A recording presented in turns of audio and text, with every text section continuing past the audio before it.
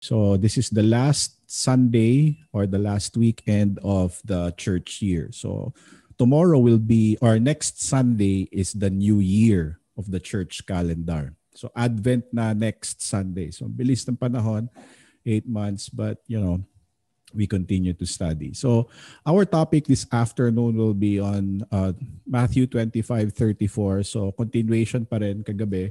That's why I wanted to finish all three sections of Matthew 25. So the main gospel text will be Matthew 25 verse 34, which says, "Come, you who are blessed by my Father, inherit the kingdom." And the title would be, "Who inherits the kingdom?"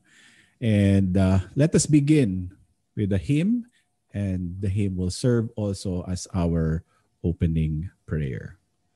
So you can follow along, and then you can please mute your microphones. After the hymn, we'll just directly listen to the text.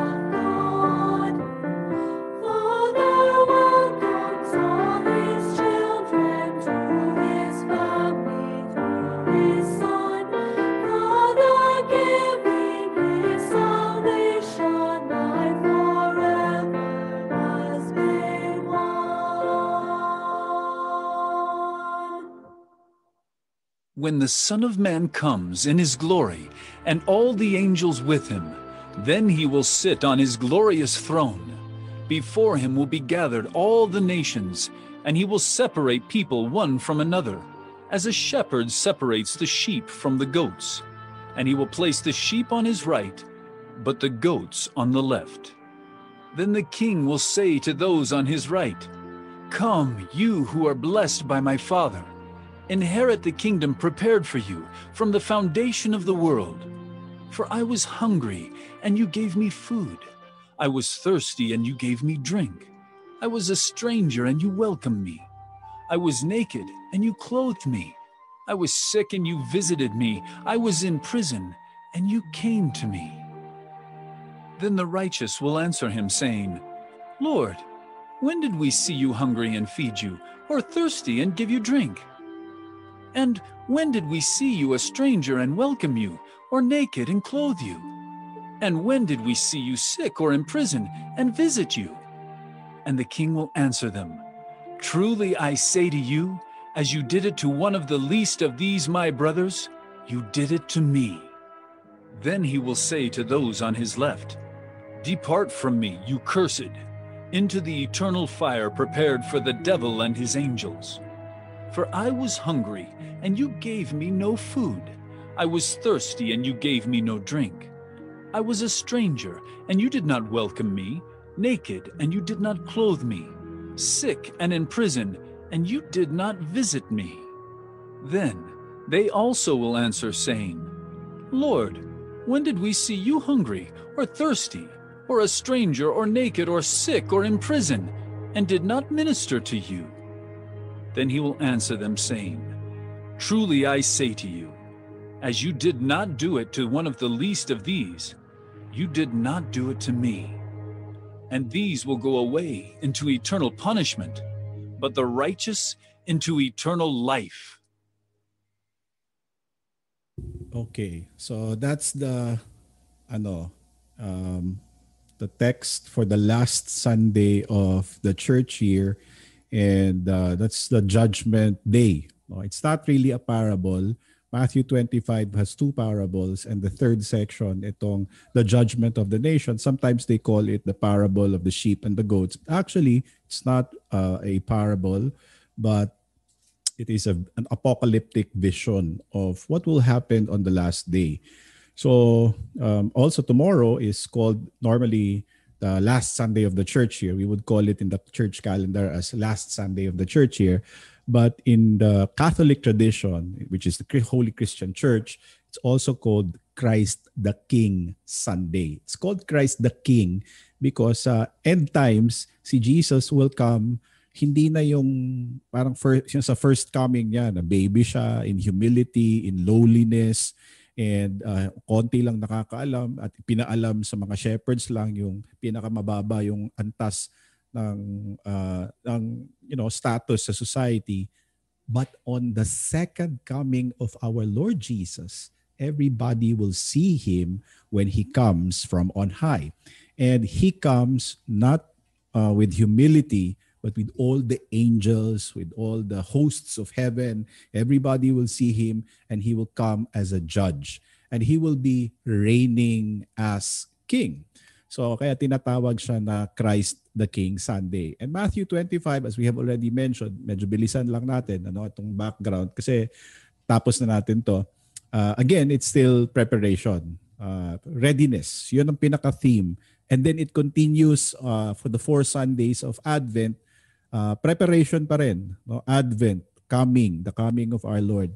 So sa Advent, very specific. We have 4 Sundays of Advent, faith, hope, and love, and then joy. 4 Sundays of Advent, and may specific na mga themes on how you can be prepared for the coming of our Lord. But dito, medyo may woe, may fear, may judgment, medyo mabigat ang last 3 Sundays of the church year. And we have already studied the parable of the wise and foolish virgins. So it was about being prepared. It was about being ready for the return of the groom. And the groom there is Jesus. And how do you make yourself prepared?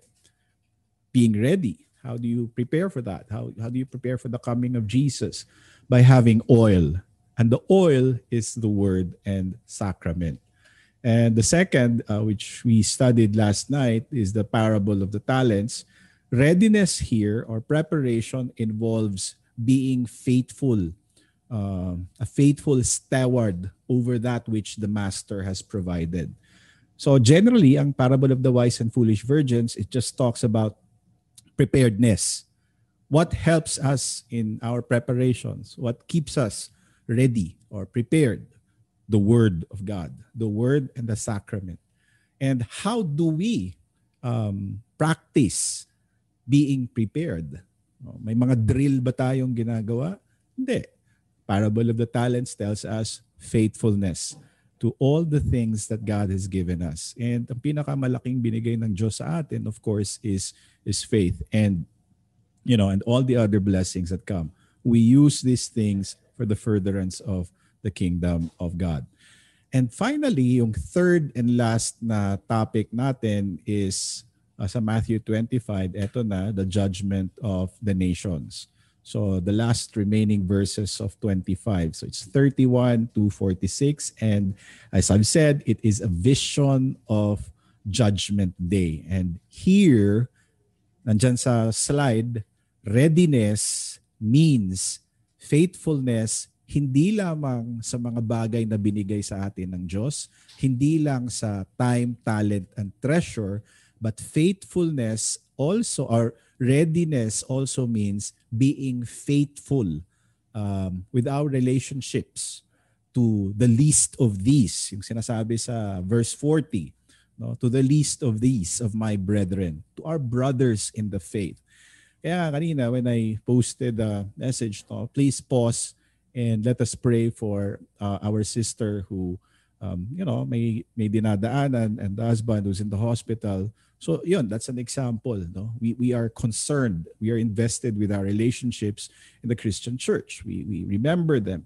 So yung parable of the talents, faithfulness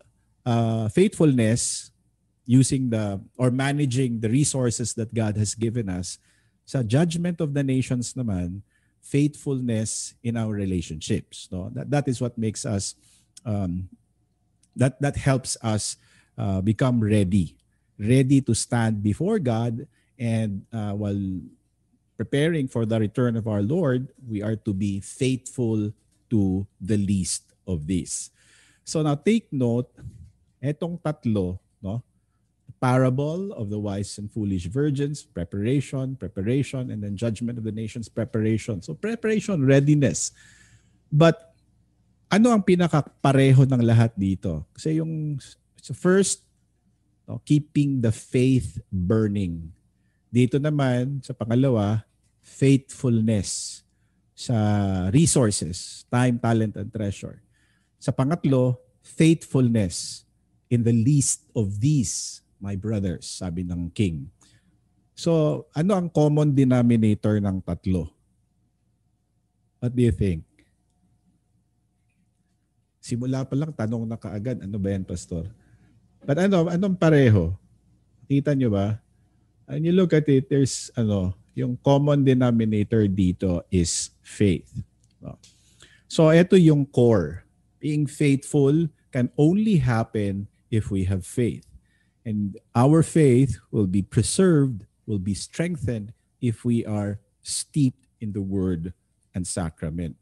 So if we have that in our lives, so gaya ng sinabi natin, parang tsa, no? Na yung tsa, ilubog mo sa mainit na tubig, and yung flavor ng tsa, syempre magsisip doon sa tubig na mainit. It brings out, or the hot water brings out its flavor. So ganun din tayo when we are steeped in God's Word. And so for the last Sunday of the church year, we are going to study this particular section. And since this is the last Sunday also, I hope na kahit nagkaroon tayo ng pandemya, no, simula nung Marso and ever since nag-start yung lockdown, I hope and pray na sa maliit na bagay na ginagawa natin dito sa virtual Bible studies, na-maintain at marami pa rin kayong natutunan. No? So now we are at the end, but we will continue with the new leaf next week because we will be on Series C. And if God wills it, we will next year, the Gospel of Mark siya. So interesting, we studied John this year and then Matthew. And then next year, God willing, it will be Mark. The Gospel of Mark. Okay, so itong judgment of the nations is also called the parable of the sheep and goats. But again, like I've said, it is not really a parable. It is an eschatological vision. Eschatological. Eschatos, meaning end times. It's a vision of what will happen in the future. So it's an open vision. Ibig sabihin, di pa nangyayari. So we are still waiting for that, and it helps us. It helps us to see a glimpse of what will happen in the future. So passage natin again, sinasabi there will be a separation of the sheep and goats, a separation between believers and unbelievers. Okay, so klaro yon, may faith. No, we can be faithful only if we have faith. And how can we have faith? Through the word and sacrament. Sabi ni San Pablo, faith comes by hearing, and hearing the word of God. And of course, faithfulness is the product, is the result of faith in our lives. So let's go now to the first verses of the text.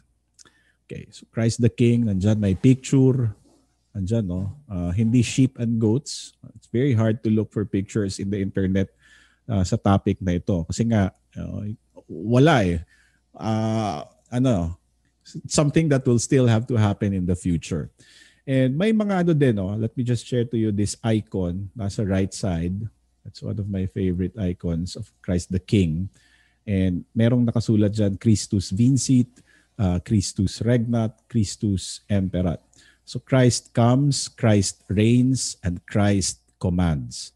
Or can be said na Christ conquers, Christ reigns. Regnat means Jesus is reigning. Emperat in Latin is command. So he's commanding his angels and he's in control. And then Vincit means to come, or that he just hindi lang ordinarily nag-come, but he has conquered. Okay? So this is an apocalyptic vision. When the Son of Man comes in his glory and all the angels with him, then he will sit on his glorious throne. So there are several things that we would like to focus here on this first verse pa lang. Kahit isang verse pa lang, nakikita na natin yan. Nandiyan yung phrase na Son of Man. No? He will come in his glory. At hindi lang siya nag-iisa, kasama niya yung angels and all the angels with him. So lahat ng anghel na nasa langit, pupunta at makikita, kasama niya. Then he will sit on his glorious throne. So there are three things na gusto nating tingnan. And by the way, if you have your Bibles with you, you can please prepare it. I'll ask you to read 3 passages. And una dito sa Son of Man. Okay? Yung Son of Man, we have already discussed this before. We've studied this in the past. Ito yung favorite title ni Matthew to refer Jesus. And also, usually si Jesus yun parati ang ginagamit niya. But in the Gospel of Matthew, paulit-ulit ito na title ni Jesus. And here, the Son of Man is presented as holy, but in Matthew, the Son of Man comes in glory. Kasi sa Daniel pala, lowliness. No? Holy siya. Alam natin kung sino itong Son of Man. Pero hindi pa pinakita na pumunta siya, dumating in all of His glory. So let's review. Let's go to Daniel 7:13-14. Somebody please open their Bibles and read it to group.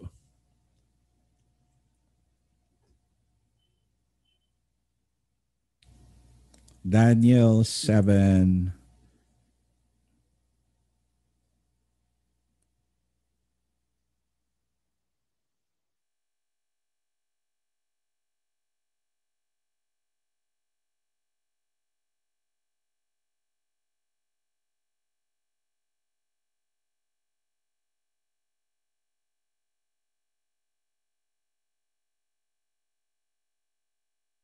Anybody?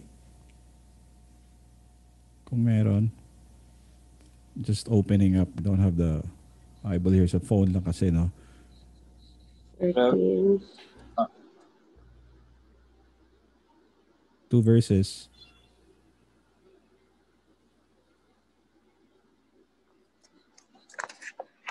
Para preparation lang. Yung susunod, pakibasa yung Philippians chapter 2 verses 5 to 11. Okay, Daniel 7:13-14. In my vision at night I looked, and there before me was one like a son of man, coming with the clouds of heaven. He approached the Ancient of Days and was led into his presence. He was given authority, glory, and sovereign power. All peoples, nations, and men of every language worshipped him. His dominion is an everlasting dominion that will not pass away, and his kingdom is one that will never be destroyed. Okay. So, when you look at this, may interpretation si Daniel dito. Verse 15, it begins there. But here, in verses 13-14, we are told in the Old Testament, no, na Prophet Daniel tells us that this is the Son of Man, no? He's given dominion. So yung Son of Man, hindi lang ito basta-basta na perfect man o anak ng tao, but the Son of Man is a messianic title. pag sinabi nating messianic title, hindi ito ordinaryo. So the Son of Man is a divine being. No? Is a being that is divine, meaning God. And Daniel describes his dominion.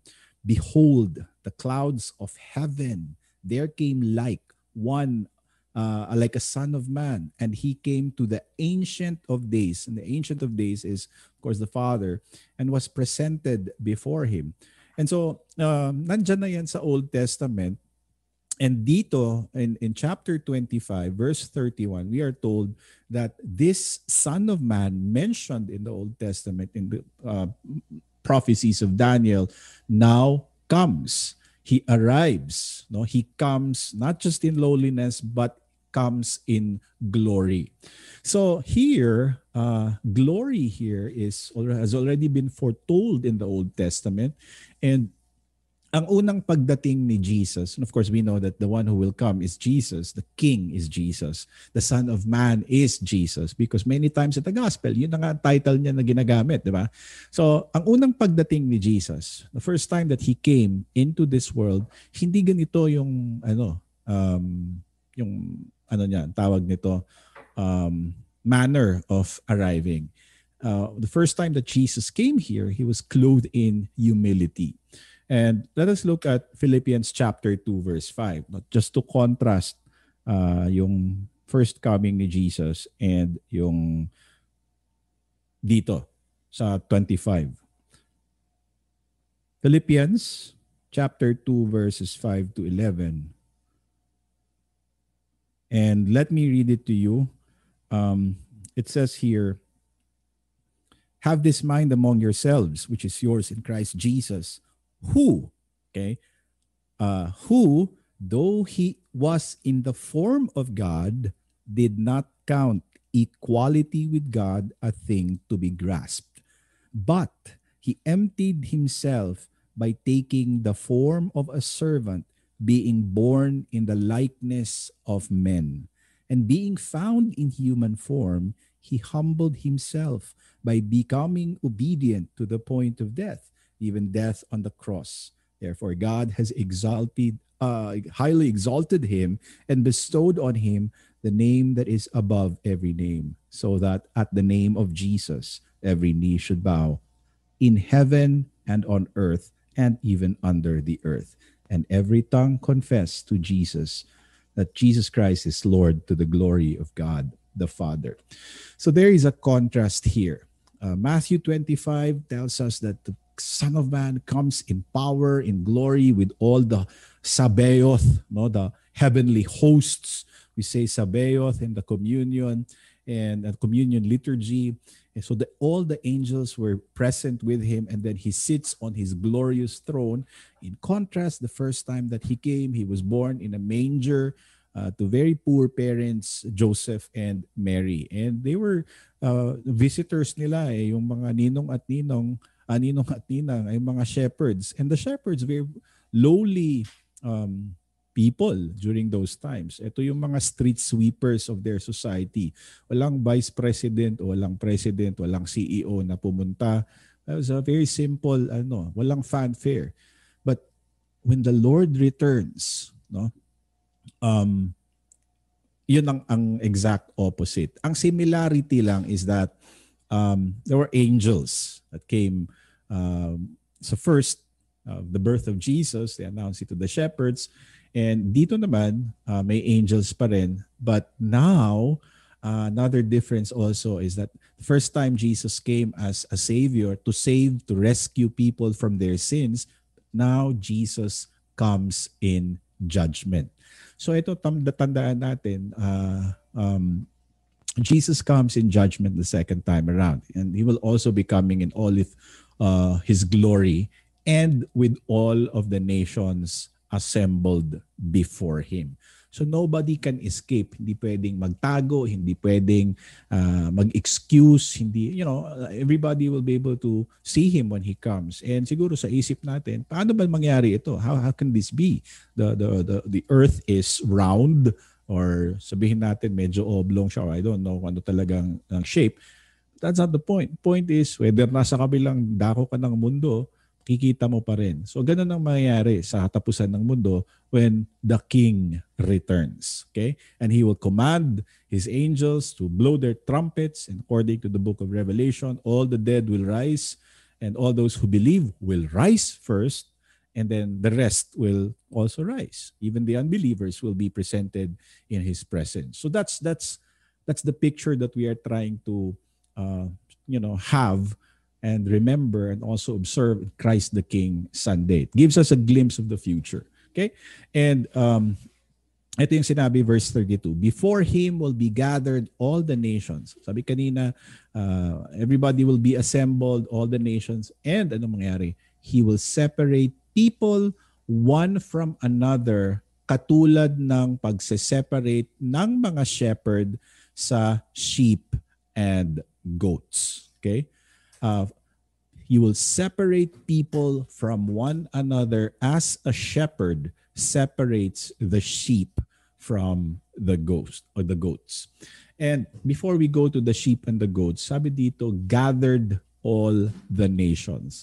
And the Greek there is panta ta ethne. Panta, multitudes, all, universal, and ethne is nations or Gentiles. No? Kaya nga yung English word na ethnicity. So it comes from that, ethnos. No? Ethnicity or ethne.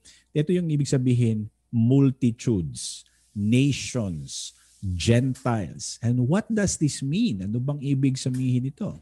Well, the whole human race will be assembled for final judgment. And the angels will help Jesus gather all the people, and they will be divided only in two groups. Okay? Wala nang sa atin kasi sa mundo, dami nating classification sa mga tao eh. May mayaman, may mahirap, may puti, may maitim, may matangkad, may medyo hindi matangkad. Yung mga ganyan, no? Dami nating mga kategorya. We have so many classifications with regard to the people that we meet. And, ganun. But when it comes to the judgment day on the last day, there will only be two classifications. There will only be two groups. Okay? Believers and unbelievers. Believers being placed on the right and the unbelievers being placed on the left. Believers being represented by sheep or lamb, and then the unbelievers being represented by the goats. And this division and this placing, kung saan ka malagay, it's already a judgment, no? And a verdict. And walang exempted dito. Lahat ng tao. Normally, yung ethne, na word in Greek, would only refer to the Gentiles. But here, the context will tell us, the context, the teaching will tell us that it is all the people. Lahat ng tao, the whole human race will be assembled for final judgment. So it means all people. Walang makakalusot. And he will separate people from one from another as a shepherd separates the sheep from the goats. And he will place the sheep on his right, but the goats on the left. Okay, so pag-aralan na natin ng konti, no? Bakit kasi sheep and goats ang ginamit ni Jesus? Well, have you ever wondered bakit sheep? Bakit goat? Unfair naman sa goat, kawawa yung kambing. Sarap pa naman yung kambing, yung papaitan na kambing. But ang reference nito, the separation between the sheep and the goats, that can be found in the Gospel, Old Testament lesson, Ezekiel. Okay, that can be found in chapter 34, verse 17. I'll leave it up to you to open that up to see the reference. But that is the reference that's being used here.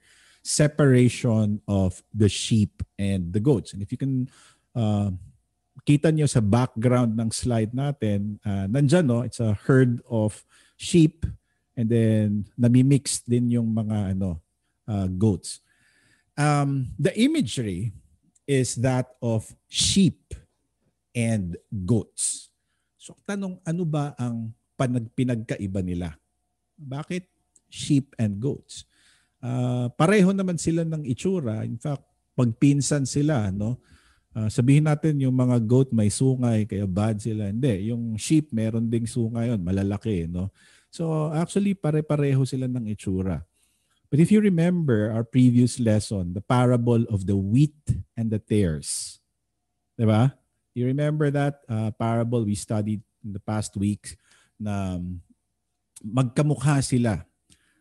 Pero masiseparate lang sila sa katapusan at the end times, at the the judgment day. So doon na isi-separate. Yung wheat ilalagay sa barn, yung tares susunugin. So ganito din dito, no? Just so happen na naging representative ang goat sa mga unbelievers. Kung tutuusin, yung pareho sila eh. I mean, the goat also produces milk, the sheep produces wool. So sa farming, technically pareho silang valuable. But here, ang image is, ang ginagamit, ang hinihiram na imahe is yung pagsiseparate sa herd. Okay? Siguro sa gabi, pag inuwi na ng shepherd yung herd, isi-separate sila. The sheep will be placed in a sheep pen and yung goat will be placed in a goat pen somewhere. So yun lang ang image na gusto nating ipakita at sinasabi dito. Hindi ibig sabihin na bad itong goat. Definitely, what is being represented by the goat, ito yung mga unbelievers. Okay, so parang medyo may pangit siya na connotation. Because our text tells us, he will set the sheep on his right hand, but the goats on the left. So ang sheep nasa right, and we know what that means. Nasa right, the right hand of God. And even in our time, the place or the position right, place na yan, it's a position of favor. Right hand ng tao, no? Wala namang magsasabi na left hand ko yan, ha. Hindi, sasabihin natin, hindi, right hand man ko yan. And I don't know about you, but if you in the 80s growing up, or probably even before, no, mga 70s pa, yung mga left-handed na mga tao, sino pa lang left-handed sa inyo? Meron ba? Yung mga left-handed kasi noon, hindi pwedeng, kasi pangit daw yung lefty. Dapat mag-practice kang magsulat sa kanang kamay mo. Kasi parang, I don't know, ano yung rational doon, ng reason. But somehow, sinasabi nila, right is always good. And ito din, ang nakikita natin sa text, the goats will be placed on the right. And in the judgment context, sa context of the vision of the parable of the sheep and goats, the left hand is not a place of favor. It's not a good place to be in because those in the left will be judged, but those in the right will be favored. So, ito yon, the separation of the sheep and the goats. And the king says to them on the next verse 34. Anong sinabi? The king will say to those on his right. Ito yung sinasabi ko, yung nasa right, yung mga sheep, a place of favor, a place of blessing. Kasi ang nasa kanan, sinabihan ng ama o ng king, not ang ama, I'm sorry. Sinabihan ng king, which is Jesus, "Come, you who are blessed by my Father, inherit the kingdom prepared for you from the foundation of the world." So this is the blessing of those who are in the right. Come, you who are blessed. And blessed here is, in Greek, hoi yolomo, geimenoi, which means to speak well of, to bless, to thank or invoke a benediction upon, to prosper or to praise. Now, yung word sa English dito na familiar sa atin is eulogy. So when somebody passes away and in the funeral service, sabihin natin mag-eulogy. Ano nangyayari dyan? Pag eulogy, we speak well of the person that has just passed away. Lutherans don't really have that in their services. We don't eulogize. Okay? The time for speaking well of other people is when they are alive, not when they are dead. Kasi hindi na nila maririnig yun eh. Di ba? And also, sa funeral services, normally what we do is we focus on the good things that God has done for us, not on the good things that a person does. So, but anyway, yun yung ibig sabihin ng eulogomenoy, okay? To speak well of. So that is the blessing here. Come you who are blessed. Hoi eulogomenoy. Okay? Speak well of or bless. But the blessing here, hindi lang ito ordinary blessing or praise. Come you, kayo, na blines ng aking Ama sa langit. Hindi lang ordinary na blessing ito. God does not only speak well of you. God does not only invoke a benediction upon you. But what is this blessing? Anong blessing ba ito na sinasabi dito? Well, the first thing, when God blesses, He does more than just announce words of blessing. In fact, our pastors use that every Sunday, yung Aaronic benediction. The Lord bless you and keep you. The Lord make His face to shine upon you. The Lord lift up His countenance upon you and give you His peace. That's an example of a benediction, of a blessing, Aaronic. Threefold blessing siya. So hindi lang, although the pastor says that, hindi lang yun salita lang. Those are not just empty words. Like, compare sa atin, in our prayers, or in our, there are some Christian songs that say, oh, we bless you, Father. See, Don Moen always uses, we bless your name, Father, oh God, we give you glory. Yes, those are good words. We praise our God. We bless the name of our Father in heaven. We bless God with our words, with our hearts, with our praises. But compared to God, yung blessing niya, hindi lang words that are spoken from His mouth.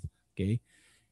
But when God blesses us, He speaks about His grace. So actual na blessing ito. Hindi lang ordinaryo. The person that you are, your faith, you're being a Christian now, from the moment that you were baptized, yun. Lahat yun. Even the trials that have come your way in our lives, those are part of the things that God has allowed to happen in our lives so that we will become closer to Him, so that we will be stronger in our faith.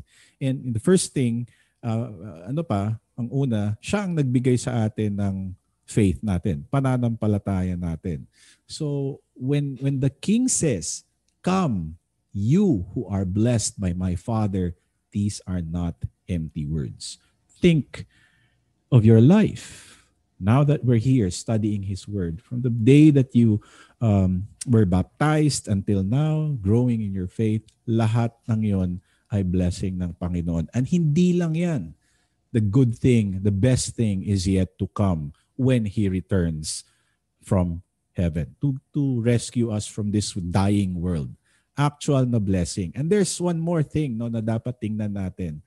Yung hoi eulogomenoy, kung sa grammar pa, siya? It's a verb, of course, to speak well of. Parang infinitive siya. To speak, to bless.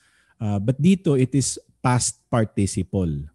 Past tense pero participle, ibig sabihin sa basic English, eating, di ba mga participle, may mga ing, continuing, nagpapatuloy yung action na yon. No? So when God says, "Come you who are blessed," pwede natin sabihin, kayo na pinapatuloy, na binibigyan ng mga blessing ng ating Panginoon. Kayo na continuously being blessed. Because it is a participle, therefore it is an act of blessing that started in the past, but the effects continue in our present day. No? So hindi lang ito ordinaryo na blessing. It is a gift that continues to give. Walang kakupas-kupas na gift. No? It refers to the grace that is wrought upon believers. Even when we die in grace, nandyan pa rin yung blessing. Kaya nga, ang daming passages sa Bible, my cup runneth over, the steadfast love of the Lord is new every morning. It's always brand new. And di ba pag nagbibigay kayo ng gift, you don't give gifts that are parang disposable. You want a gift that will last. Okay? Hindi yung one-time use lang. Anong pinakamagandang regalo na sabihin natin ibigay? It's Christmas. No? I'm also thinking of ideas for gifts for the exchange gift. Anong regalo na pwedeng gamitin buong taon? Anybody? Ano lang ga? Ang oil? Mauubos kasi ang oil eh. Alam niyo, magandang ibigay na gift. Punta kayo ng National Bookstore, tapos bili kayo ng planner. Wag yung planner ang ibigay kasi hindi nasusulatan yan eh. I don't think, walang sumusulat sa planner except kung presidente ka ng kumpanya, dami mong schedule. Normally, walang gumagawa. Pero pag bibili ka ng planner sa National Bookstore, may free na kalendaryo yun eh. So yun, kalendaryo. Bigay mo. Every day nagagamit yan. No? Diba? But ang point ko lang dito, it's ang blessing ng Diyos, it's not a one-time thing that expires. Okay? Nung pinakitaan tayo ng Diyos ng kanyang grasya, it continues. It never stops. My cup, our cup runneth over. We are always receiving an overflowing grace and mercy from God our Father in heaven. And even when we pass from this life to the next, His grace and His love never stops. And that is one thing that that we can always be sure of. Jesus loves me, this I know, for the Bible tells me so. The world will change. The world is decaying. We don't know what will happen tomorrow. But there is one thing that we can be sure about, and that is the love of God. We don't know what will happen with our lives. We don't know what will happen. Wala tayong kasiguraduhan sa lahat ng bagay except sa pagpamahal ng Diyos sa atin. And that's the point here, no? Blessed be my Father. So one single phrase, you who are blessed, no? Hindi lang 'yon ordinaryo na blessing, hindi lang 'yon one time, but it's continuing. And what else? What else? Ano pang makita natin dito sa verse 34? Come you who are blessed by my Father. Ano daw? Bakit tayo tinatawag? Anong offer sa atin? What does it say? Okay, inherit the kingdom. Okay, galing. We are to inherit the kingdom prepared for you from the foundation of the word. So let's utingkay this one. Let's disassemble. Inherit, yan dyan, alam natin yan. Kingdom, galing nito. So ang may-ari ng kingdom ay king. And i-inherit natin yung kingdom. So anong ibig sabihin nun? Sino ang nakaka-inherit? Yung mga anak lang. So ibig sabihin, anak tayo. Okay, so that's one thing. And then this kingdom, this inheritance, this gift has been prepared. Kailan? Kahapon lang? Hindi. Prepared for you from the foundation of the world. Okay? It's very rich text, no? Very rich ang verse na ito. You will inherit something, sinabi dito. And if you inherit something, then of course, you are an heir. And if you are an heir, then you are a child. Okay? So, doesn't matter if, si Jesus kasi the only begotten Son of God. Tayo, we are adopted as sons of God. We are adopted, but still we have the legal right. We are also recipients of the inheritance. We are heirs as well. Ang dito, ang dapat tandaan natin, kailan natin matatanggap ang isang inheritance? Kailan lang ga? Kailan? When? When do we receive an inheritance? Pag mamatay na tayo? Wala na tayong natatanggap. Yung inheritance, we will receive the inheritance if yung nagbigay ng inheritance will mawawala, mamamatay. So, di ba may nakasulat dyan sa slideshow natin, last will and testament. So yung nagsulat ng last will and testament, if that person passes away, then i-execute yung last will and testament and then you get your inheritance. Sa atin, sa Christians church, no, the testator, the one who made this promise, the one who guaranteed the inheritance, already died.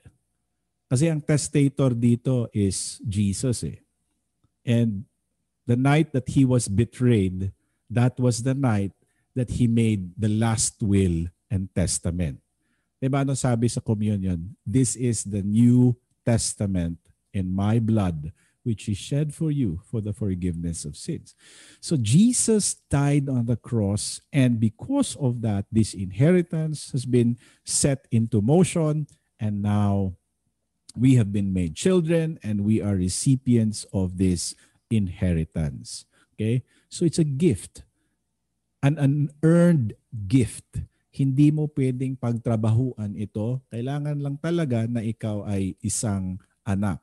And God has given this gift, the kingdom that has been prepared for you from the foundation of the world, to those that are placed on the right. Okay? Yung nasa sa right side niya. And this gift also has been prepared from the foundation of the world. And so ibig sabihin, we had this question sa seminary, no? Kasi God is not bound by time. With God, walang sa Diyos walang kahapon, walang ngayon, walang bukas. Okay? God is not bound by that. Understand that. God is omnipresent, omniscient. He's not bound by the things that He has created. Okay? So, ginawa ang oras ang panahon. There was evening and there was light and there was darkness. There was evening and there was daytime. So, siya ang gumawa ng time. And when the Bible tells us that this is a salvation or a kingdom prepared for you from the foundation of the world, even before Jesus died on the cross, salvation was already there. In effect already, even in the Old Testament. Kaya nga kahit yung sa Old Testament na mga tao, how were they saved? They were saved because of Jesus. No? Because of His death on the cross. Sabihin natin, paano yun, Pastor? Wala pa naman siya. No? Normally we'd say, yes, because they were looking to the promise. No? Looking forward. Faith in the death of Jesus. Tayo, we look back on the death of Jesus. But regardless, kahit ganon, tapos na para sa Diyos ang kaligtasan. To Him, walang variance. Walang, walang outside of time nga siya Walang kahapon, walang ngayon, walang bukas para sa Diyos. So, this is the salvation that has been prepared for you before the foundations, from the foundations of the world. So, when you count the words in this verse, yung naka-orange lang, sabi dyan, lang yan Let me count. 1, 2, 8, 9, 10, 12 ba? No? 12. 12 words of salvation. So, ito yung sinabi ng king nasa right. Receive this kingdom. They have been blessed by the Father. Not because they have done something, not because they merited something, but they received this. Why? Why do you think? Because they are children of the Father. Okay? Kaya nga sinabi dyan, inherit. They inherit the inheritance of Jesus. And this inheritance, tayo din, we already have received. Because like I said, the testator already died. The one who made the last will and testament, Jesus, has already died and rose to heaven. The new covenant in my blood. So ito yung sheep na nasa right. Those on the right were not saved because of their good works, because they were very good in managing their resources. They were not saved because of the good works that they have done. No. Hindi nga sila na-save because napaka-kind nila sa kapwa-tao nila. But they were saved because they believed. And because they believed, they had faith, and they were children of God. And all the good things that they have done was a result of that faith in their lives. So nakikita sa buhay nila. Their care for the neighbor was manifest in their lives. Good works followed their lives because of their faith. Gusto ko lang klaruhin ito kasi sometimes our knowledge of these things can be dogmatic. Dami nating alam, memorize natin mga Bible passages and so on and so forth. But we can be too dogmatic and it doesn't really affect our lives. It doesn't change our lives. So, master tayo sa Bible pero wala namang pagbabago. So, etong mga nasa right, it actually, affected their lives. Kita sa buhay nila yung pananampalataya nila. And bakit ko nasabi ito? Ito yung nasa right, obvious yung nila obvious na believers sila because nakita sa mga buhay nila. Yung nasa left naman, kita din. But before we go into that, ito yung evidence ng nasa right. Sabi ng king, ano sinabi? I was hungry and you gave me food. I was thirsty and you gave me drink. I was a stranger and you welcomed me. I was naked and you clothed me. I was sick and you visited me. I was in prison and you came to me. So looking at this verse, it tells us the works of faith. In fact, there are 6 examples dito, and in many commentaries, sinasabi nila to na the 6 acts of kindness or the 6 acts of mercy. When I was hungry, you gave me food. Nauuhaw ako, binigyan mo ako ng mainom. Wala akong matirhan, napalaboy-laboy ako, winelcome mo ako sa bahay ninyo, wala akong damit, dinamitan mo ako, nagkasakit ako, binisita niyo sa ospital, and nakulong ako, binisita niyo ako sa kulungan. Ganun. No? So, the king delivers the father's blessings para kanino? Yun na nga, yung nasa right, yung mga sheep, yung blessed by the father, inherit the kingdom. Yun ang sinabihan. The king delivers the Father's blessings to those who have given him assistance in the form of the 6 works of mercy. Food, drink, hospitality, clothing, and so on and so forth. So, in the Old Testament, napakahalaga ang pagtulong sa kapwa. Ang kabutihan na pinapakita ng tao, ng Kristiyano, ng isang taong nananampalataya ay napakahalaga. Hindi katulad nung the parable of the, ano ba yun? Ano ba yung parable na yun? It escaped my mind. Yung may ninakawan. What was that? Nasa daan. The Good Samaritan. The parable of the Good Samaritan. Di ba? May pari, may Levi na paakyat. Tiningnan lang nila yung taong ninakawan na nasa daan. They did not help. And so tinanong ni Jesus yung nakikinig sa kanila, sino ba yung Good Samaritan? Sino ba yung tumulong talaga? Actually, the Samaritan. Siya na tumigil para tumulong sa nangangailangan ng tulong niya. And in the Old Testament, this was a requisite. It was part of the ceremonial law. It was part of it's part of the moral law. It's part also of the civil law. And an example of this in Leviticus 19, tingnan nyo na lang yan sa Bible. I have this in my notes. Hindi ko na isali dito. But it's Leviticus 19. The Torah required, kunwari ikaw ay may farm. No? Ako, kunwari may hacienda ako. Ang requirement ng batas is huwag mong ubusing i-harvest ang lahat ng crops mo sa field.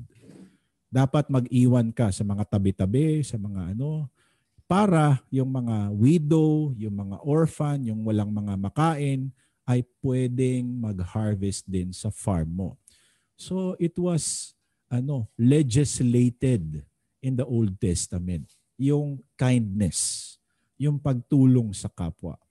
Another thing is, another passage is Deuteronomy 24:15. If you want to take note of that, you can do so. yung pagsusweldo ng tama sa mga trabahador, no? That was legislated in the Old Testament. So, kindness din yun. And then the third would be Exodus 22:22. No? Exodus 22:22, sinabi, you shall not take advantage of any widow or fatherless child. So in the Old Testament, pinapahalagahan yung mga widow, balo, no, yung mga orphan, and yung mga foreigner. Hindi lang dito, no? And ayaw din ng mga propeta na nang o-oppress ng mga mahihirap o nang i-exploit ng mga mahihirap. The prophet Isaiah even says in chapter 58, Isaiah 58:6-7, sinabi niya, no, to bring food to the hungry, bring food for the poor, bring them dinner, and clothe the naked. So basically, sinabi nitong king sa 35-36, nandyan na yan sa Old Testament na Isaiah 58:6-7. And these are examples of the acts of mercy, kindness, kabutihan na ipinapakita ng mga believers kay Jesus. Sinabi nga dito, no, balikan natin ng konti. Come, you who are blessed by my Father, inherit the kingdom prepared for you from the foundation of the world. Bakit sila blessed? Bakit sila winelcome? Bakit sila tinawag? Kasi nga, sabi ng king, I was hungry, nagutom ako at binigyan niyo ko ng pagkain. And all of these 6 acts of mercy, ginawa niyo para kay Jesus. So all of these things, kabutihan na ipinakita ng mga mananampalataya kay Jesus. Hindi ibig sabihin na 6 lang ang kanilang ginawa. Hindi ibig sabihin na yun, eto lang. No? Marami pang iba. But these 6 acts show a specific need that has been met, that has been addressed. And illustrative ito. Hindi ito exhaustive na lahat nakalista. But it is an example of what these believers did for Jesus. Ano yung ginawa nila para kay Jesus? Take note, ginawa nila para kay Jesus or para sa King. Okay? I was hungry and you gave me food. And ito na yon, acts of mercy, hungry, thirsty, stranger, naked. I was in prison, you came for me, and so on and so forth. And we should regard these 6 deeds of mercy as illustrative sa buhay natin. How many times have you encountered yung mga bata na nasa daan? Kahapon lang, nag-iisip ako nito. The other day, galing kaming Cubao, and then we went to Farmers. Bumili kami ng pampom isda. And papunta, may matanda na nanghihingi ng pera. So, binigyan ko. And then yung kasama namin, sinabi, nako, pang ano na yun, pastor, ang tawag dito, pang-alak na ba? Tiningnan ko nga, oo nga, no? Parang ibibili na nga yun ng alak. So, there are a lot who are begging on the streets. Those who are hungry, those who are thirsty. Some of us will give food, pero hindi tayo nagbibigay ng pera kasi hindi natin nga alam kung saan gagamitin. There was one time also na dyan sa Quirino Avenue, dami, no? Mga hindi natin alam kung ibibili ng nakakasira sa kanilang kalusugan. But there are people who are hungry. There are people who are thirsty. And then, we have so much in our lives. Kahit sabihin natin, hindi naman talaga ako mahirap. Middle class lang kami or even below middle class. But you still have so much compared to the people that are hungry now. You still have so much compared to the people who have no access to clean water. We buy bottled water. We don't finish it. We throw it away. But there are people who drink from, unclean sources of water. There are people na palaboy-laboy lang sa daan because they don't have homes to go to. Tayo, kahit maliit, pasalamat tayo, meron tayong mga bahay. Hindi man mga mamahalin ng ating damit, pero ang damit natin nagpoprotekta sa atin sa lamig, sa init, Meron tayong sapatos na hindi man mamahalin, pero hindi tayo natutusok sa mga bato o sa mga kung ano-ano na nasa daan. And kung nagkasakit man tayo, may pamilya na bibisita sa atin. But these are the 6 acts of mercy. And according to our text, these 6 acts of mercy were ginawa ito sa king. No? And we are given so many opportunities to do this. And tumulong tayo, bigay yung panahon natin, ng ating kayamanan, ng ating talent. Kahapon nga, that was the topic, no? Stewardship of the resources that God has given us. But now, it's faithfulness, in how we live our faith, how we show our faith to our fellow men, to the hungry. And I understand, marami tayong apprehensions when we are giving sa mga nasa daan kasi baka masanay sila, baka sindikato, baka gagamitin sa droga or whatever. No? We don't know kasi hindi natin alam yung mga sitwasyon nila. But I think when we do these kinds of things, the acts of mercy, it's very important for us to also do that. Yung tumulong, yung ibigay ang ating sarili. And the key here, the most important thing to remember is not to think about yourself. Not to put yourself on a pedestal. Your rights, your needs, your ego, your wants, your desires. No, but consider yourself dead in Christ. And sabi nga ni San Pablo in Galatians 2:20, it is no longer I who live, but Christ who lives in me. So we can do this without thinking about so many of these other things sa taas, yung mga concerns natin, when we do not think about ourselves, but when we think about our neighbor. Kaya nga yung nasabi ko sa inyo last week, walang kuryente, we can be so inconvenienced by all of these things. Walang ilaw, walang kuryente, and then we realize that there are people who no longer have homes. And tayo naiirita dahil lang init-init, walang kuryente. No? Umuulan, we complain. And then we realize there are others whose houses are flooded. So we complain about our work. But others don't have work. They are jobless. So we complain about our food, but others eat from the scraps from Jollibee that are being just thrown out in the garbage bins. We complain about a lot of things because we focus on ourselves. But count your blessings. And so when we begin to make an assessment of the blessings that God has given us, there is so much to be thankful for. There is so much to be thankful, to be at peace with. And this is not just, let me tell you, hindi lang ito yung mga sinasabi ng mga positive thinking books na makikita sa National Bookstore. This is not just positive thinking. It is more than that. It is living a life of thankfulness. It is living a life of gratefulness. To be thankful, to be joyful always, knowing that in Christ Jesus our Lord, we are blessed. A blessing that does not limit itself in the things in this world, but a blessing that is eternal, that has no end. A blessing to be a child of God. So ito yung pinakamalaki. Nung pinakitaan tayo ng awa ng ating Panginoon. When God showed us mercy and grace. When we were down, He came and lifted us up.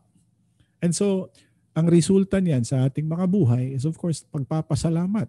And kung natanggap natin, alam natin kung anong ginawa ng Diyos, then we can also show this kindness without duress, without any force. Hindi tayo napipilitan.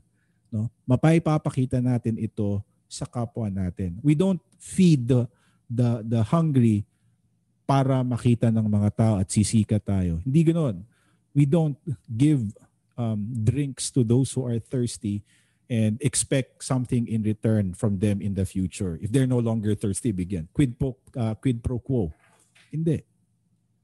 The acts of mercy that these people on the right have shown in their lives was without any conditions. Ang ating pagmamahal sa kapwa, ang pagtulong, illustrated by the 6th act of mercy in napakaliit lamang na bagay. And take note, ang in-example ng hari dito, the king, yung mga example dito, do you think anybody can do this? Can you do this in your life? Give food to the hungry, give a drink to the thirsty, welcome a stranger into your home. So ito siguro ang pinakamahirap sa atin. Baka akit bahay gang ang maipapasok natin sa bahay. No? Yung walang damit, o lahat ng damit natin na extra na ayaw na natin, ipamigay natin. Pero yung gusto ko pa, ayaw ko ibigay yun. Diba? But you see, even that is medyo, and yun ang sinasabi ko kay Hani parati when you give something na gusto mo. Kasi that's giving. You don't give something dahil ayaw mo na. Hindi mo binibigay, tinatapon mo na yon. But that is what we are. We are humans. No? Ang point ko lang dito, Loki, don't play with me. Go, go, go. Mamaya. So, I'm sorry. And, sick, visit in the hospital. You know what? When I was a pastor, ito ang pinakamahirap sa akin. To visit somebody in the hospital. It's always a very stressful kasi yung amoy ng hospital may effect sa akin eh. Natatakot din ako sa doktor kaya. But since you are a pastor, you have to be strong and you have to go and visit the members in the hospital. So yun, yung time na binigay natin. Lahat ng ito. Lahat ng ito kaya nating gawin. One need not be wealthy to buy hamburgers for those who are hungry. Bottled water for nauuhaw.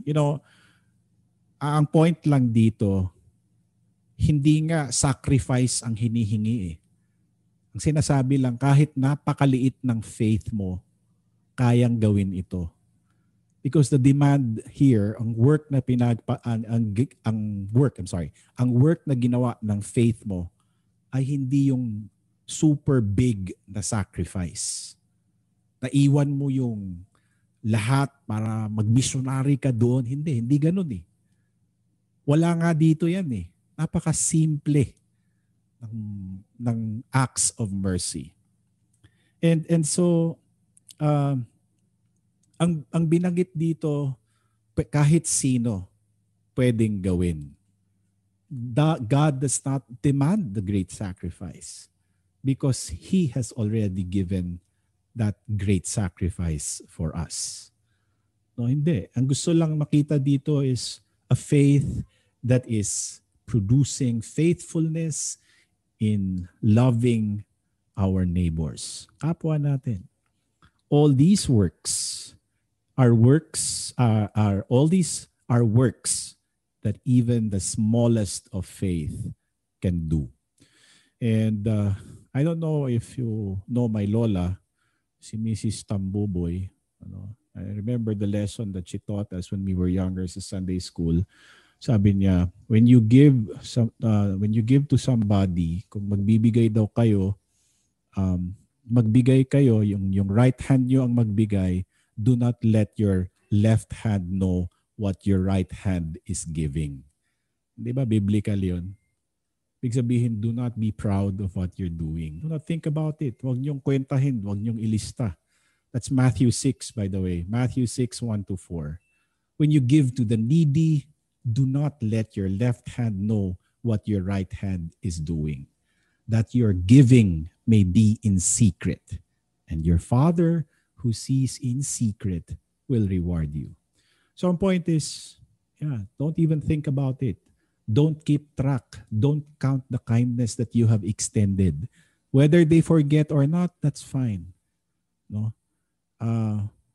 Sa Bisaya pa, ang Diyos na ang maghatag og ganti kanimo. So that's the point there. In fact, sa text natin, the people that show these acts of mercy, hindi nila maalala kailan nila ginawa ito kay Jesus. Kasi sinabi nga, when I was hungry, you gave me food. When I was thirsty, you gave me something to drink. So these people on the right actually wondered. They were confused. They asked. The righteous will answer. They asked the Lord, Lord, when did we see you hungry? Kailan ka namin nakita na gutom and feed you, or thirsty and gave you drink? And when did we see you as a stranger and welcomed you, or naked and clothed you? Kailan? Hindi nila maalala kailan nila nabigyan ang king. And anong sinagot ng hari? The king will answer them, truly I say to you, as you did it to one of the least of these my brothers, you did it to me. And that is, the key here. Every time na ginagawa nila ito sa ibang tao, ginagawa nila sa hari. Especially to the least of my brothers. And sino itong mga least of my brothers na sinasabi ng king? Before we go into that, gusto ko lang i-emphasize hindi nila inisip yung ginawa nila. Hindi naka-record, hindi naka-logbook. Nagulat sila, hindi nila maalala. While they were doing these acts of kindness, to the least of this, they had no idea they would be rewarded for their kindness. So they were not doing it for rewards. Okay? Walang rewards points ito na iniisip nila. Okay? But the king practically identifies with his brothers, the least of his brothers. Ton adelphon, mu ton, elaxiston. Yung mga adelphos is brother. So the brothers of me, my brothers. Ton elaxiston is yung the least of them. Okay? Sino ba itong tinutukoy dito? The brothers of the king. Yung pinaka simple, yung pinaka least sa lahat. No? Sino itong mga sinasabi nito? Sa tingin nyo, sino ito? Yung mga mahihirap? Actually hindi. No? Sino itong the least of my brothers? Well, the brethren that is being referred here are the disciples who later became disciples. And by extension, pastors, evangelists, missionaries. So if you remember in our previous study, sinabihan ng mga disciples, sa Matthew 10, look at this, Matthew 10, 9, 10, and 40, 42. Those are the references. Para malaman natin sino itong brethren. Strictly speaking, in the context, ito yon. Matthew 10, 9 to 10. Sinabihan sila ni Jesus, acquire no gold or silver or copper for your belts, no bag for your journey, or 2 tunics or sandals or a staff, for the laborer deserves his food. And the other passage is verse 40, 42. Whoever receives you receives me, and whoever receives me receives him who sent me. The one who receives a prophet, okay, ito na. The one who receives a prophet, because he is a prophet, will receive a prophet's reward. And the one who receives a righteous person, because he is a righteous person, will receive a righteous person's reward. And whoever gives one of these little ones even a cup of cold water, because he is a disciple, truly I say to you, he will by no means lose his reward. So, nang sinabi yung king, when you did this to the least of my brothers, the king was actually referring to the apostles who were persecuted, who had difficulties in their life, who were imprisoned because of preaching the gospel. And these Christians visited them, helped them. In the New Testament church, in the book of Acts, you can see so many Christians helping the apostles that time. So ang brothers dito, the least of these my brothers, this refers to the apostles. And by extension, sa ating panahon, wala na namang mga apostles, all those who work for the gospel. By extension, the pastors of the day. So this is the extension of the Jewish Shalia concept, na lahat ng mga representative ng hari ay parang ang hari na rin yun. Di ba? Those who regard the king's emissary as if he were the king. So parang ambassador, the representative of the president to a foreign country, the alter ego of the king. If you insult the ambassador, if you insult the representative, if you insult the emissary, then you insult the king. If you show kindness to the emissary, if you show kindness to the ambassador or to the apostle, you are also showing kindness to the king. So ito yung konsepto na sinasabi, the least of my brothers. So siguro ang tanong natin, ano to ngayon, pastor? Magpakita lang ba tayo ng kindness strictly sa mga pastor at sa alagad ng Diyos? Hindi naman. Di lang din limited ito sa mga apostles or pastors or whatever. No? The least of my brothers, ang first circle niya, technically, sa text, sa context talaga, it's the apostles, pastors, and evangelists. But also it includes all Christians in need. When a brother needs a prayer, we pray for them. We pause. We pray for them. Don't bawasan mo muna yung isang chapter ng hingi mo sa Diyos, isali mo yung kasama natin, ipagdasal natin. Nasa ospital, nagkasakit, may pinagdadaanan, natatakot, napapagod dahil daming problema. Let us pray for them. I think that's something na minsan nakakalimutan natin. Constantly have to pray just pray for ourselves. We forget to pray for one another. So, kasama dito, the least of my brothers, yung Christians in need. Okay? And also, show kindness to the whole Christian church in general. Show kindness to the members of your family. Who are the members of God's family? The Christian church. We sing, welcome to the family. But then, ang pangatlo, hindi ko na nasali dito, the greater extension would be generally to all men. But context tells us, first, the brothers of Jesus in the ministry, then our brothers and sisters in the family of faith. Okay? So yun ang ibig sabihin ng whenever you did this to the least of my brothers, you did it to me. Yun pala, kaya pala hindi nila naalala. They don't recall. Hindi nila binilang na, uy, tinulungan ko si ganito. No, they don't keep track. They don't count. They don't put like check marks. Hindi. And it is important to remember that this story does not teach that people are justified before God based on works. We are not saved by works. We have discussed that yesterday. The sheep receive their blessing and inheritance from the Father. Kailan? Even before a single word about their good works is spoken. Review the text. Nauna yung blessing bago describe yung kung ano yung ginawa nila. Okay? Klaruhin lang natin yan. We are not going to be judged based solely on works. But we are judged or we are saved by grace through faith. In this case, faith is showing itself or manifesting itself through its works. Yung nagpuproduce sa ating buhay. Scripture teaches that people do good works in God's sight only after they have come to faith and have been justified by Christ. Good works are the result of salvation, not its cause. So, minsan kasi isipin natin, hindi ko na kailangan. Save by work, naman eh.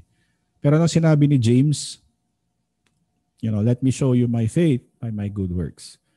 And importante, ang ating pananampalataya ay nagpapabago sa ating buhay. Our faith produces good works in our lives. And faith without works is dead. The only thing to remember is we do not keep track of our good deeds. Dili kita kwinintahay.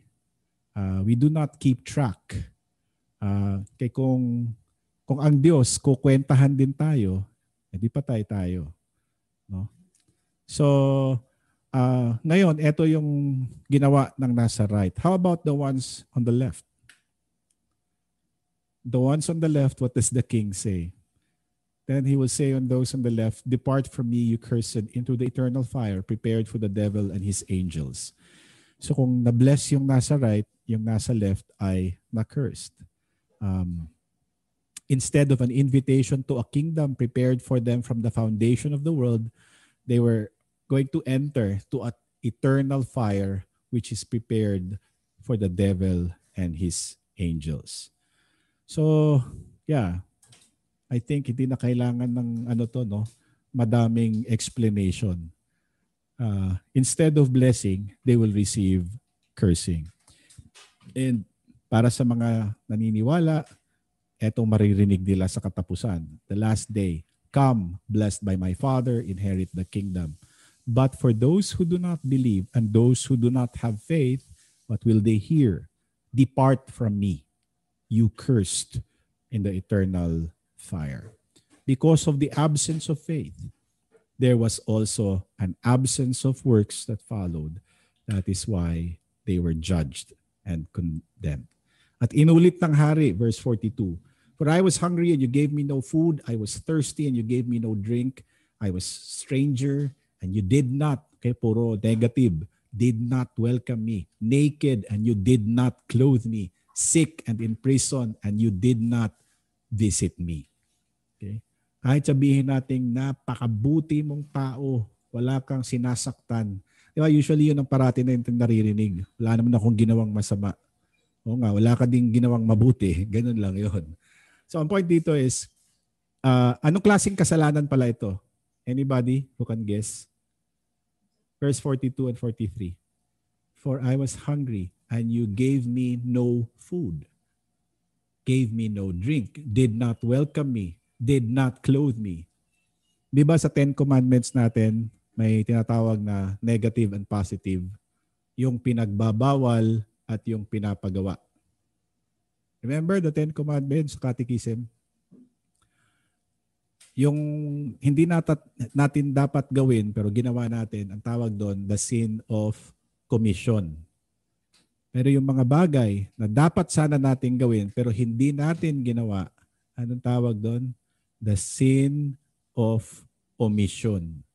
Inomit natin. Okay? Hindi na yung dapat nating ginagawa pero hindi natin ginawa, kasalanan din 'yon. Okay? So, the Son of Man is not condemning them for the sins that come to mind when we hear the word sin. But they were condemned because they failed to do acts of kindness that they could have done. And let me just refresh your mind on the sins of omission. I think nakalimutan nyo na eh. Fifth commandment. What is the fifth commandment? You shall not kill. Dali, hindi ko na ano yan. Hindi ko pa nagawa yan. You shall not kill. Diba? So ang pinagbabawal, kill. Ano ang pinapagawa? Ang pinagbabawal, do not murder. Ang pinapagawa is what? Kung may nadapa na kasama mo, nagja-jogging kayo, may nadapa, titingnan mo lang ba? O tawanan? Tulungan. No? So yun ang pinapagawa ng fifth commandment. Okay? Example lang yun. Support, help, bodily, physically, your neighbor. Okay, love your neighbor. So how do you show that love to your neighbor? The second part of the 10 Commandments is actually about our relationship to our neighbor. Let's say, for example, sixth commandment, no? Shall not commit adultery. Yun ang pinagbabawal. Do not commit adultery. So ano ang positive dito? Ano ang pinapagawa? Ang pinagbabawal, do not commit adultery. Ang pinapagawa is ano? Preserve the marital life. No, do everything to support it and also preserve human sexuality of male and female. Defend the like the things that are happening in the world, don't follow that. Yun ang pinapagawa. Seventh commandment. Ano ang pinagbabawal sa seventh commandment? Steal. No, you shall not steal. So wag magnakaw. Yun ang pinagbabawal. Ano ang pinapagawa? So kung may magnanakaw sa kapitbahay mo, sasabihin mo lang, hindi naman ako nagnakaw. Ano? Yan lang ba? Hindi. Anong dapat gawin? I-defend natin yung property ng neighbor. Okay? So I think nakuha na natin yung idea, the sin of omission rather than the sins of commission. So, etong mga nasa left, they were not able to do the things that were required of them in loving their neighbor. I was hungry and you gave me no food. I was thirsty and you gave me no drink. No, and so on and so forth. So, kaya nga yung prayer din natin kagabi, if you remember it, sinabi ko in one line, sinabi, we ask for forgiveness for what we have done and what we have failed to do. No? What we have left undone. So, bantayan natin, no, itong mga sinasabi dito. Yung inaction nila only happened, wala silang nagawa because of the absence of faith. Yung nasa right, because they had faith, their faith produced good works.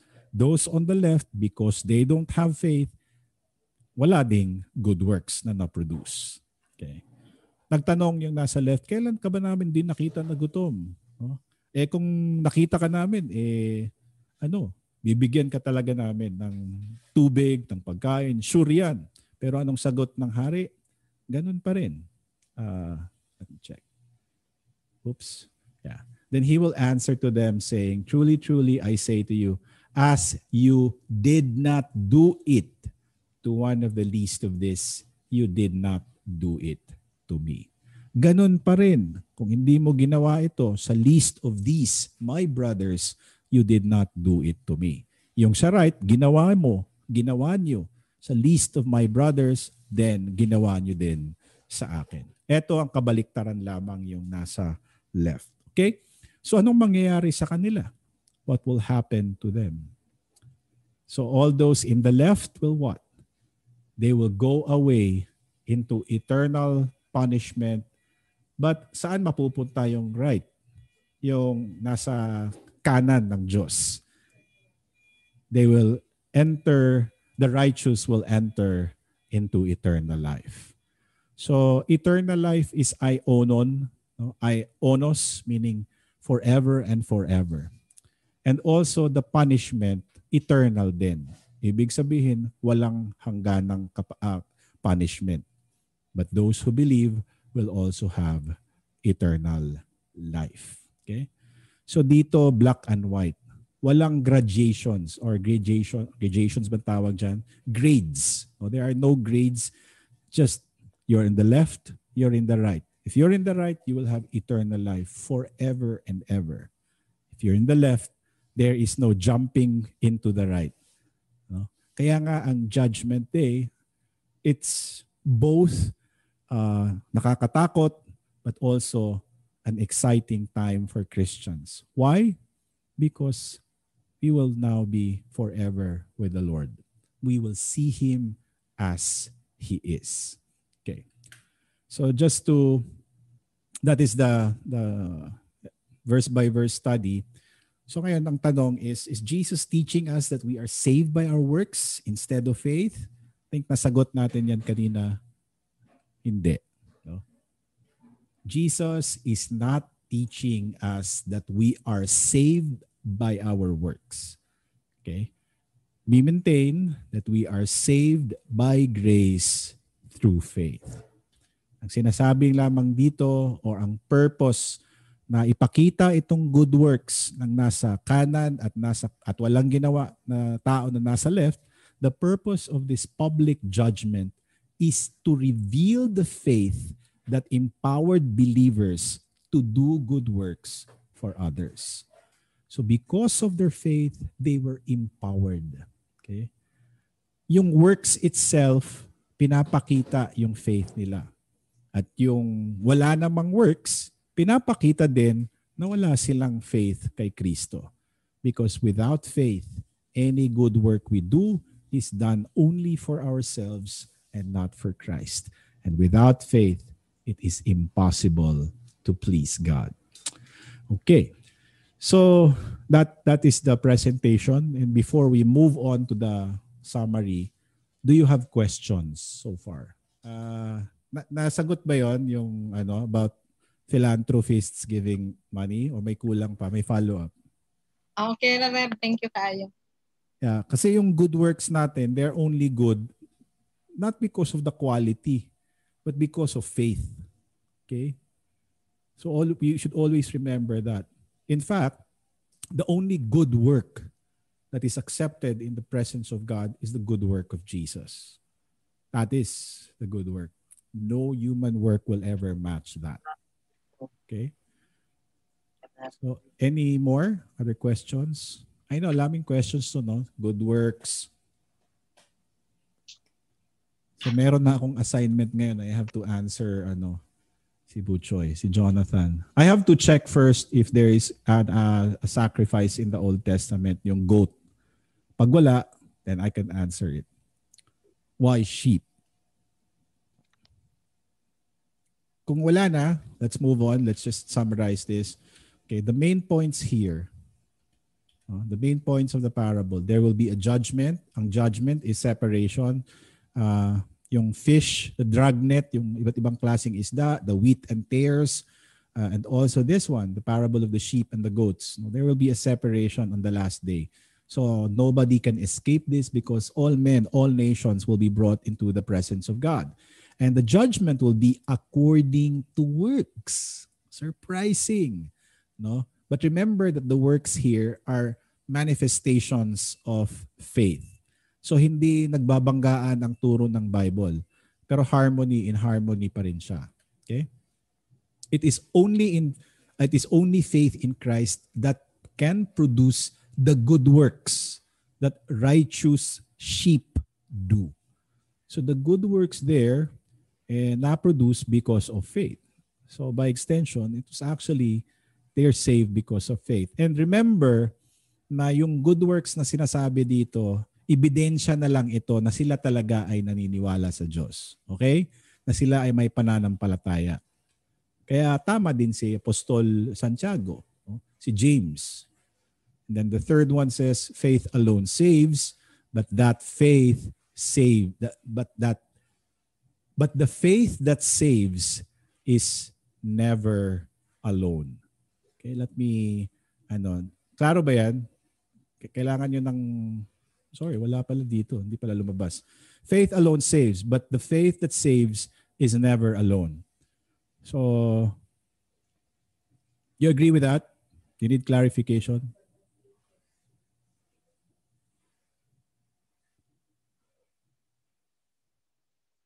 Caro, sabi ni Martin Luther, faith is like a fire. Okay? Ang fire, anong nakukuha natin sa apoy? What? Fire, apoy, init, at ilaw. Okay? So, fire always produces that. Naturally. It's not forced, hindi siya pinipilit, natural lalabas yan. Kung ang fire ay totoo, therefore, meron itong ilaw, liwanag, at init. Pag ang fire ay hindi totoo, perhaps it's just a picture or nasa screen lang ng computer natin, then wala siyang liwanag at wala siyang init. So therefore, it's not real fire. So also, true faith saves, and true faith also produces works. Hindi siya napipilit, hindi siya natural ito na lalabas sa buhay ng isang Kristiyano na may pananampalataya sa Diyos. Hindi ibig sabihin na perfect. Hindi ibig sabihin na grabe, ang daming bunga. Hindi. We struggle with it. No? But we can love our neighbor from faith. We can forgive our neighbor from faith. We can help, show mercy. All these acts of kindness pwede natin gawin because hindi tayo napupuwersa, hindi dahil kailangan kong gawin ito para matuwa ang hindi. No? Dahil ito ay bukal sa ating kalooban, ito ay napaka sarap gawin na tumulong. No? So in fact, when you look at this, in this parable, walang pinakitang kasalanan sa judgment. Di ba? The sins will not be brought forward when the books are opened on the last day, on the judgment day. You notice, walang mention ng mga kasalanan. So lahat ng kasalanan, hindi na babalikan yan. Especially for the believers. No. All your sins have been forgotten and have been, cleaned. We have been washed. So Christ's righteousness is given to us already as a gift. His holiness purifies our imperfect works. So then they are regarded as good works for His sake. And remember the illustration of the card sa hallmark and then bond paper card? Yeah. So tayo bond paper. Minsan na-crumple pa natin. Minsan naupuan pa natin. Minsan nadala pa sa labas, nalagyan ng putik. But nevertheless, in the sight of God, that is good because that is done in faith. So even these poor little deeds of mercy, no, na nakita natin, it is acceptable in the sight of God. God is pleased with that. So saving faith will always produce good works. Works are evidence, no, that a living faith is present in the believer. And parang kahoy din. Faith works like a good tree. A good tree always bears good fruit. And so the most important thing in our preparations while we wait for the coming of the Lord is that faith is the absolute, most precious gift that any person may have. Okay? So treasure that faith, or give thanks to God for the faith that has been planted in your hearts. The fact that you're able to say, Jesus is my Lord, to pray to the Father in heaven and pray in the name of Jesus, that's a gift.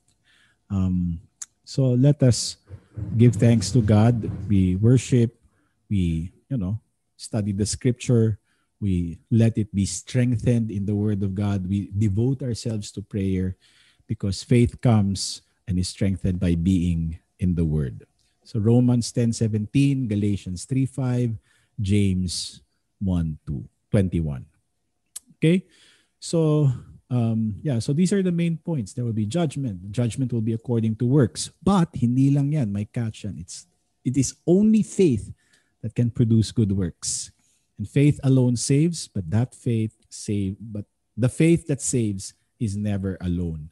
Ibig sabihin, always produces good works. If you have a question na how about the thief in the cross, pastor? Wala naman siyang ginawang good works. Wala siyang pagkakataon na gumawa. Ano ang good works niya? Diba? You remember the thief on the cross? So that's an example. No? Hindi naman siya naging missionary. Hindi naman siya gumawa ng orphanage. Hindi naman siya gumawa ng prison ministry. Hindi naman siya. Pero yung good works niya is what? The good works of Jesus. But really, if you look at the text, he defended Jesus from the other thief. Dinipensahan niya si Jesus eh. So he stood up to the other thief on the cross. So still, nagbunga kaagad yung pananampalataya niya kay Jesus. So faith is the absolute most precious gift that any person can have.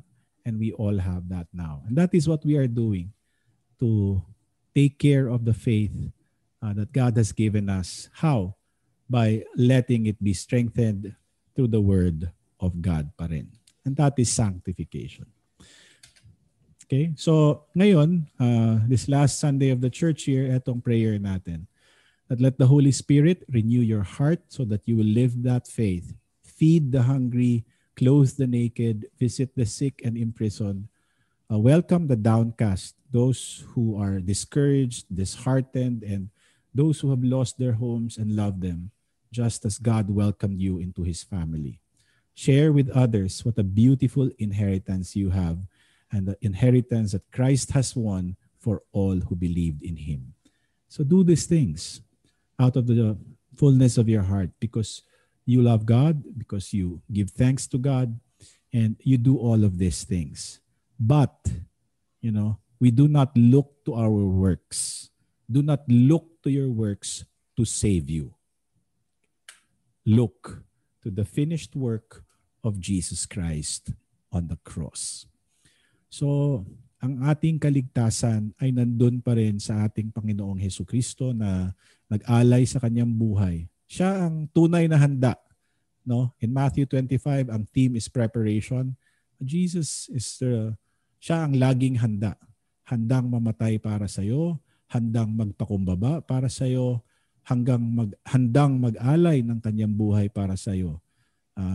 Hindi lang niya tayo binigyan ng ang tawag nito.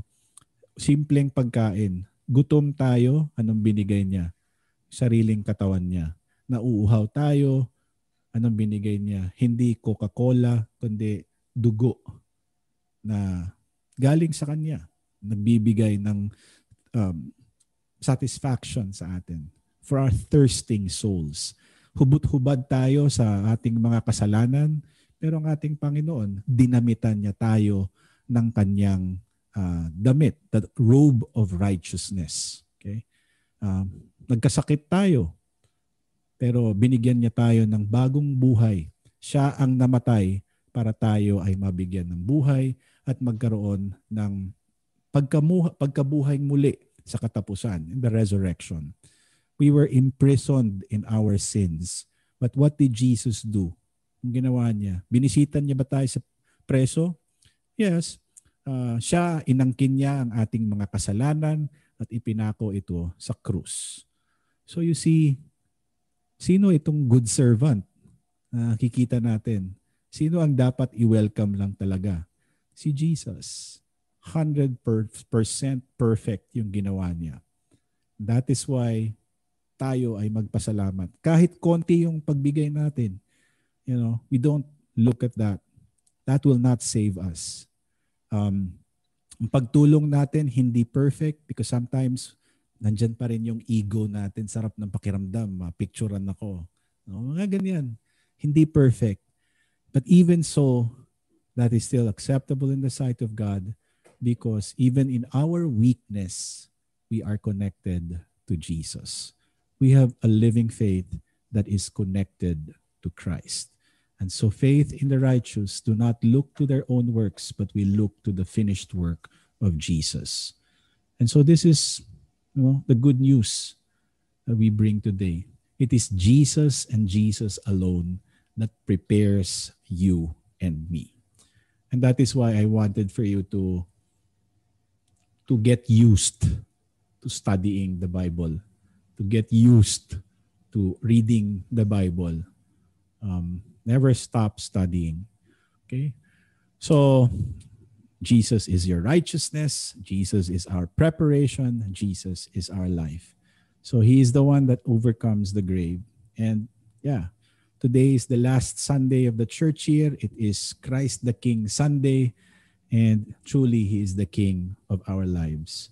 And so we confess, we bow, and we confess His name. Jesus is Lord. You are the King of kings and the Lord of lords. We are but poor, miserable sinners. Our works of kindness and mercy are stained by sin with a little bit of selfishness. And yet the Lord accepts us still. So with that, I hope mag-enjoy naman kayo sa lesson natin ngayon and then focusing on the finished work of Jesus. Okay, so do you have other questions, additional comments?